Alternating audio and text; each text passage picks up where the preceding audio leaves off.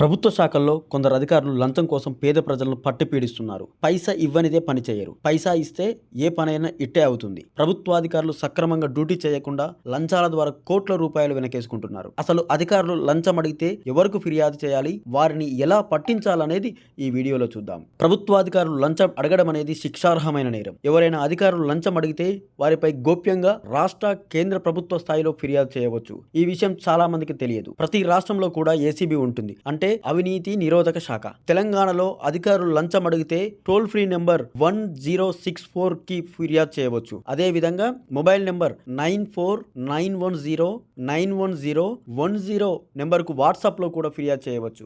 ఆధారాలతో పాటు ఫోటోలు, వీడియోలు పంపవచ్చు. లేదా acb.telangana.gov.in వెబ్సైట్, అదే విధంగా dgacb.ts@telangana.gov.in ఈమెయిల్ కు కూడా ఫిర్యాదు చేయవచ్చు. అదే విధంగా ఏపీలో అయితే 14400 టోల్ ఫ్రీకి, అదే విధంగా వెబ్సైట్ apacb.gov.in, అదే విధంగా మొబైల్ యాప్ APACB 14400 అనేటువంటి మొబైల్ యాప్ ద్వారా కూడా ఏపీలో ఎవరైనా అధికారులు లంచం అడిగితే ఫిర్యాదు చేయవచ్చు. కేంద్ర స్థాయిలో సెంట్రల్ విజిలెన్స్ కమిషన్ కు PORTAL.CVC.gov.in వెబ్సైట్ ద్వారా ఫిర్యాదు చేయవచ్చు. లంచం అడిగిన వారి పేరు, వివరాలు ముందుగా వీరికి చెప్పాలి. మీరు ఏదైనా ఆధారం ఉంటే, అంటే వాయిస్ రికార్డ్, వీడియో, మెసేజ్ కలిగి ఉంటే ఏసీబీకి ముందుగానే చెప్పి వారి సహాయంతో ట్రాప్ చేసి ఆపరేషన్ చేయించవచ్చు. ఇలా చేసి అవినీతి అధికారుల భరతం పట్టవచ్చు.